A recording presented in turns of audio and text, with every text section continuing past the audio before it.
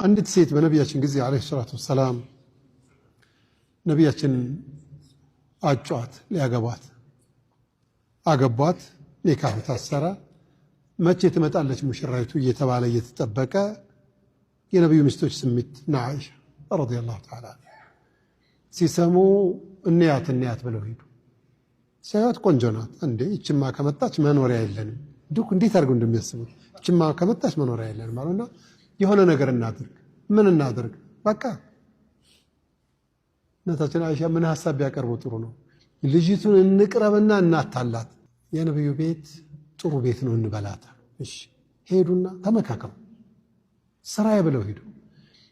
ሁላችንም በሰላም ነው የምንኖረው፣ ፍቅር ያለበት ቤት ነው። በቃ ነብያችንን አመሰገኑ፣ የቤቱን ሰላም አመሰገኑ፣ ሁሉን ነገር አደረጉና መቼ ነው ግን ለመምጣት ያሰብሽው አሏት። ምንም እኔ እንጃ አላቅም ቤተሰቦቼ ናቸው ትላለች። አላኩል ሐል መቼም የሙሽራን ነገር አንቺ ታውቂያለሽ። ወዲያው እሺ አይባልም አይሏት ምን ይባላል? አላህ እናሳ ማንገራገር መግደርደር አስፈላጊ ነው። ሴት ልጅ እንደው ኮስተር ስትል ነው እንጂ ዝም ብሎ እሺ አይባልም ሁሉ ነገር አሏት።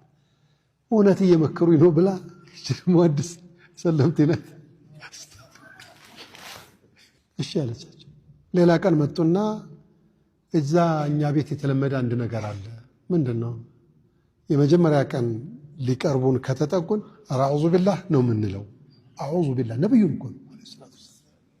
እሺ ብላ ሄድ አላኩል ሐል ቤተሰቦቿ ይዘዋት ነብዩ ቤት መጡ። የተዘጋጀው ቤት ገባች።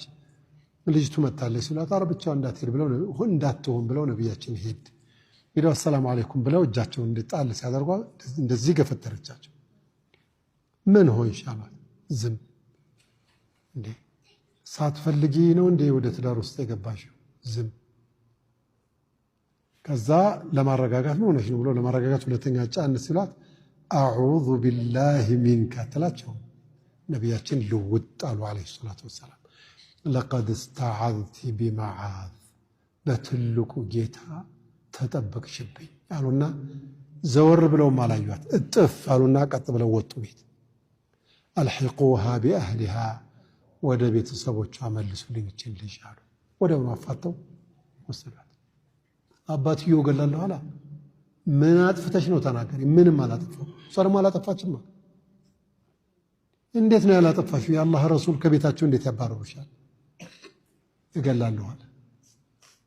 በኋላ ጭንቅ ሲበዛባት ምንም ያጠፋውን ነገር የለኝም፣ የመጀመሪያ እንደዚህ ሲነኩኝ እንደዚህ